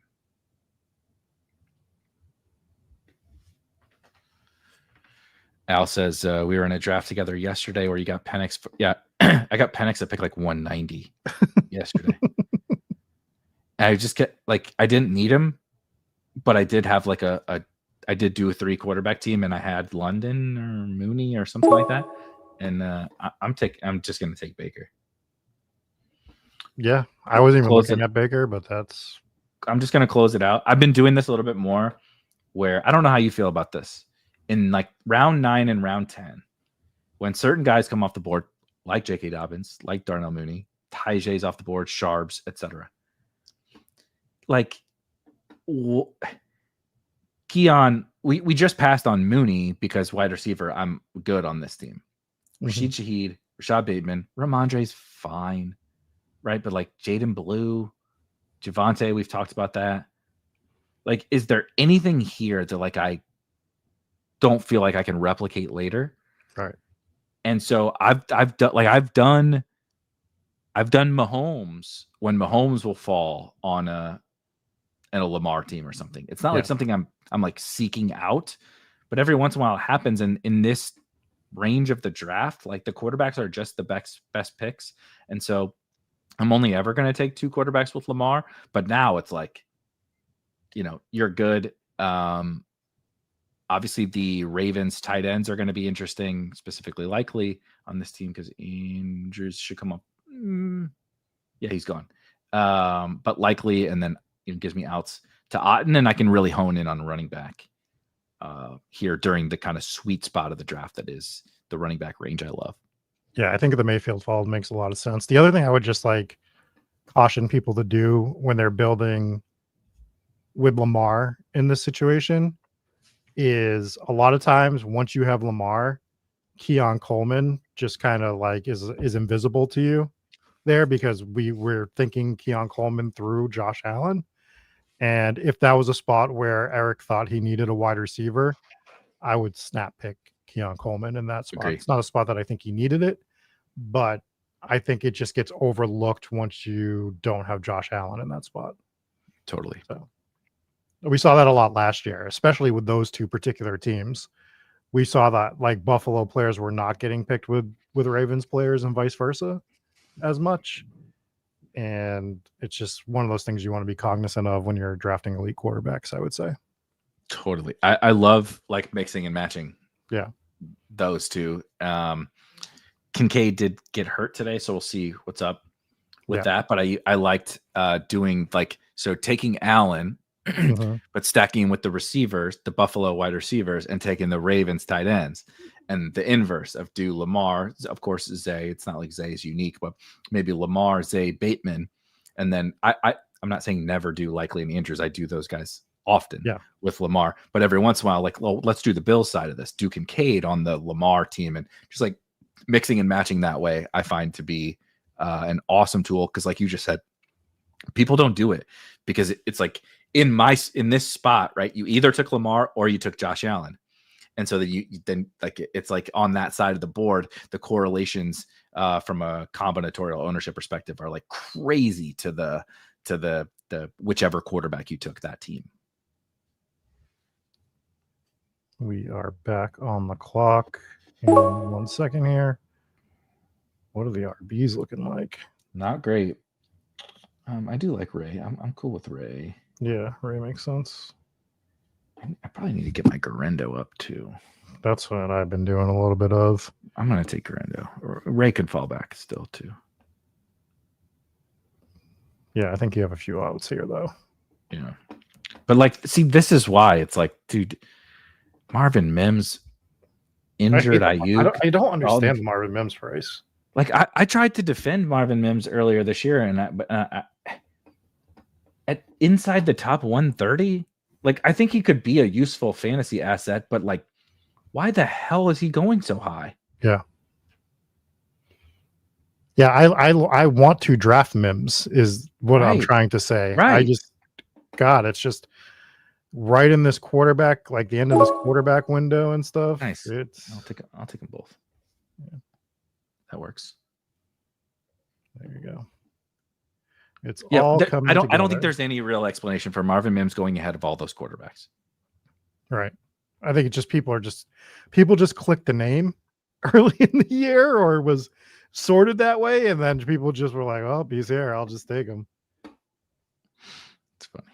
Yeah, we usually get these price adjustments because I haven't has there been a single person you listen to that's like pounding the table for Marvin Mims? Like, who is it that's taking this? There's someone, maybe we should look it up. There's got to be someone or some cohort of the cabal that's like Marvin Mims truthers that are keeping this. Someone's keeping this ADP in line, and I don't know who it is. Well, it ain't us, and I don't even dislike him. He's just, I don't know if we've talked about Marvin Mims at all this year until this very moment. Because the price sucks. Yeah. I actually think he's like a interesting case because the perception, and it's probably the reality, but the perception is he's a gadget player, right? He's a screen merchant and like maybe hit the occasional home run. But that does ignore the fact that like he was pretty goddamn good last year on the work that he got and quite efficient. So what happens when his role grows? He was a second round pick. Like, he probably is the second most talented wide receiver on the team. What if his role does grow? Then he can be a smash. But the market isn't giving us the price that I want to dive into that, you know? Yeah. Wild. It is a wild. And Denver, I feel like, told you that they don't like any of their other wide receivers because they were like, we got to re-sign Courtland Sutton to another 4 years. $20+ million a year for Courtland Sutton now. But I mean, I think that tells, I mean, it's funny, but I do think it tells you a little about the receiver room there. I'm a little bit worried about Pat Bryant after I saw that. I'm a fan of Pat Bryant. Luckily, I don't have huge Pat Bryant bags because also Pat Bryant goes like 50 picks ahead of Vele and Franklin, and I'm like, I'll just take those guys in the last round instead of Pat Bryant at pick 160 or whatever. Same thing, like the sequencing and the price disparity on the Broncos wide receivers is wild. Yeah, because they're kind of all different bets, but like somewhat similar. Like, I don't know who's going to win amongst the Mims, Bryant, Vele, Franklin, but there's 4 dudes, and there's really only 2 spots ish, 1.5 to 2.5 spots for those guys. Yeah, Broncos are such a weird team this year. Like, because Knicks is more expensive than I want him to be. Mm-hmm. Like that team is just, other than the running. Well, we like them, right? But like we also are like I think they're going to be good. So like I would like to have them. I like Bo Nix, but he just goes right. He goes a round ahead of Brock Purdy. He goes 3 rounds ahead of Trevor Lawrence. He goes 2.5 rounds ahead of Justin Herbert. Isaiah Likely running to the podium, right? Dude, this is nuts. This is great. We are going to have a lot of running backs on this team. For the definitely for the audio listeners, now through 13, we'll be back to pick in round 14. But Lamar and Baker at quarterback, Ashton Genty, J.K. Dobbins, Isaac Guerrero, and Ray Davis so far. At running back, Puka Nacua, Zay Flowers, Deebo Samuel, Emeka Buka, and Matthew Golden. At wide receiver, and then George Kittle and Isaiah Likely at tight end. This team is super fun. Yeah. This is a good one. I thought we were going to get lucky and Trey Benson was going to come back to us since we were getting everything. It's okay. I was going to pick somebody over Trey Benson just to trigger you. See. Oh, my God. Nick Chubb, pick 158. Wow. Well, he's going to start moving up. And I think it's kind of right. Yeah. Where would you take him? I don't know. I hate it, but I think I was grabbing some Nick Chubb already because I wanted to have it just in case. But I wasn't going nuts. Where did Tank go? Oh, geez, 141. Oh, Tank's getting moved up, buddy. Yeah, I know. Damn. I can't do McMillan. Jalen Wright. Let's do it. Shipley. Brother, he ain't coming back. Not in a Spike Week room. I've learned.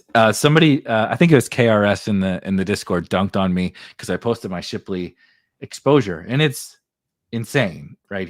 I have truly insane Will Shipley exposure, but if you use Draft IQ, you can go to the all tab on the main, and so you can see your exposure across each site. And it's like 60% on DraftKings, like 58% on Underdog, and like 30% on Drafters. And he's like, damn, get your Drafters exposure up. And I'm like, it's all you. I'm trying. You guys don't let me get him on Drafters ever. So like when I get a chance to take him, I just take him. Yeah. Hope Ivan says hopefully Shipley isn't on next year's Worst Pick show. He might be, because it would be just funny, but it's actually like the Darrington thing was just funny. Like I don't really think a 14th, 15th, 17th round pick can be on the worst picks, really, unless the Kendre thing was pretty funny. That could, I guess, be on there. But my Shipley is my third highest drafted player, and my exposure is like yours. It's 43 on Underdog, 35 on DK, and 18 on Drafters. You can't get him. Yeah, I promise I'm trying. Like obviously, I've 60% on other sites. I clearly like the guy, but I just can't get him on Drafters. Trey Benson's about to get unseated as my top exposure player overall. By who? Shipley's third, you said? Yeah. Come on. You know me enough to know that who's going to end up being my number one. I don't know. No, just say it. I'm blanking. Jaden Reed. Oh yeah. That's not. Yeah, that's not surprising. 35% with him. You do love Jaden Reed. Although now that he's going to get moved up because of the hype today. What is my MVS exposure this year? Should be said MVS. My MVS exposure is not 0 this year. Is what I will say. Oh shoot, that's funny. Oh man. Let's guess my MVS exposure while I find it. Rick says, and should be said earlier, 2 wide sets for. Here's another one. Diami, brother, we are playing the fucking hits. This is now that's what you call music draft for me. Just all the hits, dude. Likely Shipley, Diami in a row has to be like. I wonder how many times I've done that. Yeah, but you got a great combo for the beginning of it. I know. So some people will talk about like like people say, "Oh, I'm in a high stakes draft, so I'm gonna get like I'm only doing 5 high stakes drafts, and I'm gonna get some guys that I don't normally get." I'm like, it's the opposite. And so this isn't a high stakes draft, but I feel that way about like you got something from a combinatorial perspective that like A is rare, and B you may never get again. Like I may never get Puka and Genti again. So like get your guys on there, right? Like I want to get all the guys that I feel the best about onto that team. That's why I pulled up Shipley, right? That's why I took Diami, et cetera, et cetera. So that's why I took Kittle. Just take the best picks on those teams.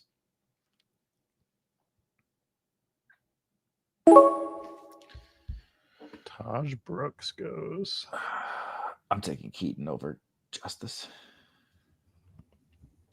So 2662 right now. I feel good. You want to guess my MVS exposure for this year? Would you do? Yeah, hold on first. Yeah, let me guess that first, since we got a minute. 6%. Okay. 13%. 10%. Oh, okay. Overall. Yeah. Is there a site that he stands out more? I actually think it's pretty close. Let me see. It's 9, 10, and 10. So that's hilarious. Yeah. He's kind of a good click, I think. I think he's fine. Yeah. He doesn't get drafted, and like having 10% of them right now is like having 30% of them.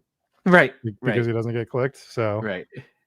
That's like I have Torrey Horton. I don't really draft MVS, but I draft Torrey Horton. It's the same thing. I have like 6%, and I'm like, that feels like 40. Yeah. Like no one clicks this guy. So I don't think we got to go. Yeah. Super crazy. It reminds you being like more quiet about, given the conversation we just had for the first hour. You having MVS at like 50% for 3 years in a row feels. Corain said on the Skeleton Key show, he was like, well, I still have 14% Jalen Warren. I just don't talk about it anymore.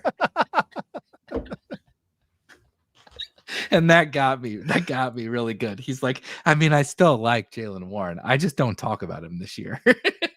He's like, I don't go on every show and fucking talk about Jalen Warren. He's like, but I still have 14% of him. Yeah, still got to click him, right? Because if the brand play hits, you just gotta be like, well, I still had him. That's it. Like I feel like you have to. Yeah, from a brand perspective, it's like, what would you if MVS goes 6 for 102 in week 17 of this year, and you didn't, like, even if you don't have him in the final, at least if you said like I had 12% of him or whatever, you'd be like, see, I stuck to my guns on that guy. If Jalen Warren breaks out and Pat drafted him last year and didn't draft him this year, like that would be absolutely miserable.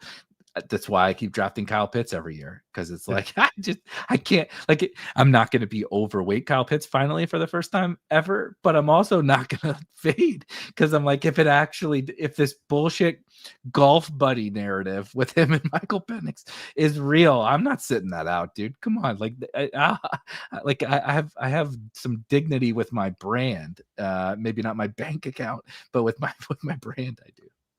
I had him with the 2 touchdowns in a DFS lineup last year. Yeah, which game? It was like he was such a smash for like 3 games in a row, if I remember correctly. Yeah, it was great. The old rattler to fucking MVS stack. What a time! I was stacking the Bears during those weeks, watching Caleb fucking throw it into the 5th row. Just the moon ball. God damn, I can't get that moon ball out of my head just the way that was painful. I chased Caleb and the Bears. I lost so much money chasing that. Podium Noel here, right? Maybe. I need to look at some of the running backs just to see if there's anything that I don't Marshawn Lloyd got fucking hurt again. Of course you did. I'll do. I'm down for some Noel. I don't have a ton of them, but it feels like this team is perfect for him. Yeah, I like it. How do you think of ownership versus dollar spent as in one? I kind of try to, like, there's no right answer to this, but I try to blend them a little bit. In that, obviously, I care about the dollars quite a lot, but also, like you said, yeah, one big dog makes up for a lot. Or, 1.555 makes up for a lot, and I don't want to overcorrect to just the high stakes stuff either. So I don't have a great answer, but I do try to, like, balance both of the overall exposure and the dollars. I have so many late wide receivers that are like, I'm gonna take the seventh running back when Isaac Garendo is your RB3. I think that is fitting, and I'm playing the hits with Sean Tucker. Yeah, he's also correlated to. That's what I almost took Tucker over Noel, because I think Tucker fits on the Baker team pretty well. Yeah, but I knew you could get Tucker coming back here. Yeah, I thought so too. On the 18th. I mean, Jace might have gotten a little frisky there, but yeah, this team slaps. This team is awesome. Doesn't happen very often on a stream, by the way, where you get like a unique combo that you didn't manufacture. Right? You can manufacture them on the show, but to get Puka Ginty and then kind of everything fell into line, right? Like how different is the team if Zay doesn't fall, right? Or like. I think Jace pulls up McBride here. If he doesn't pull up, he might take Ginty first of all, mm-hmm. and then I take AJ Brown or something, which is fine, but it's not like a crazy unique combination. And then, like, he probably takes Kittle.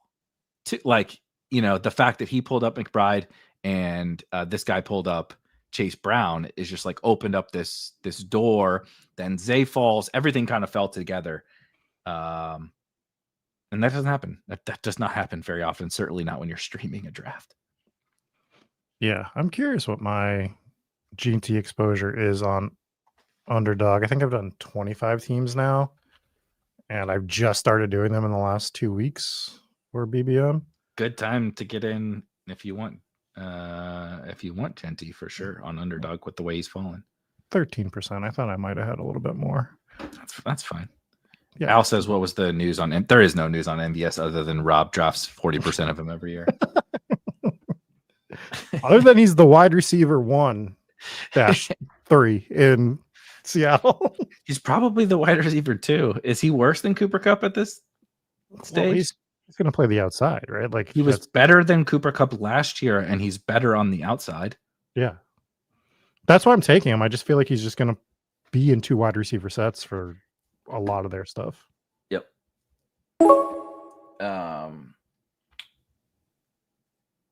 Let's see. Which one of my guys do I want to go get here?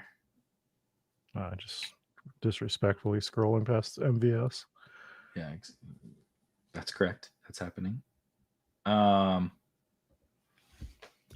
Franklin? He's gone. Oh,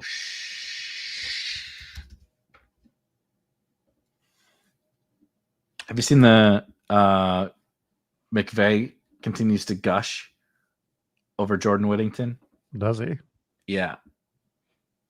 I'm getting that exposure up heavily. Who the fuck took? See, this is what I can't get. I can't get my guy. People are like, look at your drafters exposure. What's wrong with you? I'm like, Jermaine Burton went at 207 to Jace because you fuckers take all the guys that I want. Like every other draft I'm not in with Spike Weekers is these guys are 20th round every time, like available every single time, and like he just went in the 18th. Like that's crazy.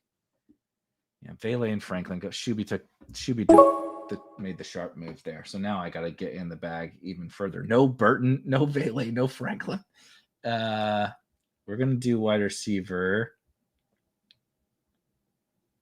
There's Horton. Maybe did MVS go? I kind of take Hopkins, you chicken shit. No, I'm not. Oh no. Did you see his one-handed catch today? It was great. Absolutely not. I'm taking Torrey Horton. I like this team. All right, we finished up for the audio, folks.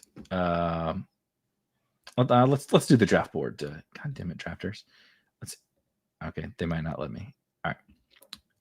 Picking out of the 109, we started with Puka Nacua, and shout out to our good friends here in this draft room, allowed us to get Ashton Genty with Puka at the 16th overall pick. Lamar came back in the 3rd round, and then George Kittle in the 4th. So we went straight rainbow to start, and I loved every single second of it. Zay Flowers came all the way back. God damn it.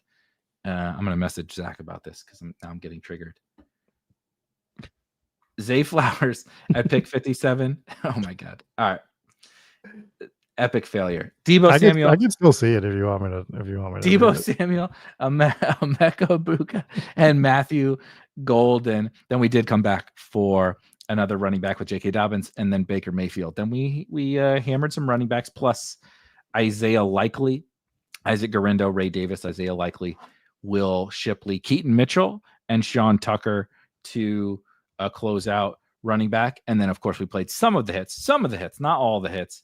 But De'Ami Brown, of course, is playing the hits. Jalen Noel with a nice little fall there. I think a good fit on this team, as Rob mentioned earlier. Jordan Whittington is a guy I'm buying in the late rounds right now. Tons of again, gushing from Sean McVay and the Rams over Whittington. And I think, he's mostly a contingent value bet at wide receiver for the Rams, but that's been generally a good thing. Contingent value behind Puka and Devontae Adams and Tutu Atwell for the Rams. And then Torrey Horton, he's one of my pet guys. You tried to get me to take DeAndre Hopkins, and I almost kicked you off the show for doing that. But got a pass today with one hand. Good for him. Congratulations. He's still able to catch passes. That's good for DeAndre Hopkins. Anyone going to watch the Hall of Fame game? Says Self. Yes, of course. On Thursday, I always watch the Hall of Fame game. It's like it's straight torture. Like you just torture yourself. There's nothing fun about it. It's like you're the wrong person for me to mention this to, but like I don't like horror movies. I really like the horror like stories and stuff that you guys like, real life. Like again, like you're doing hometown ghost stories, like true crime documentaries, ghost documentaries, all the like about the real stuff. I really do enjoy, but like a horror movie, it's like pure torture for me. And so that's kind of what the Hall of Fame game is. I'm like, I'm so ready for football to be back. Like I'm so ready to watch a movie, and then I sit down and I'm like, these guys are not good at their jobs. So like, why am I watching? Like, why am I watching this? Is how I feel about the Hall of Fame game. But we do it. We watch it nonetheless. Who's in it? It's Chargers. I know it's Chargers. I don't remember. Lions. Which is funny because when the Chargers were getting all the news when they were like one of the only teams in camp, the Lions should have been in camp too. We weren't hearing as much from the Lions camp at the time. Yeah, because Dan Campbell's not glazing every goddamn player that wears a Charger or a Lions jersey. Like Jesus Christ, every Charger is just getting hyped to the moon. But the Chargers did start a day or two, I think, before the Lions. But we are going to get out of here. Thank you guys for joining us. A fun trip down memory lane. Fun is a debatable term. Interesting, entertaining, triggering, tilting, all those different emotions. But Rob, you got anything before we go? R.I.P. to Ozzy, R.I.P. to Hulk Hogan, and happy birthday to our music guy Jesse. Amen. Happy birthday to Jesse, and a perfect segue. You can follow Jesse's music in the description of this video, and you can check out some of Jesse's music, which is on this what's about to play here. We'll see you guys next week. Peace.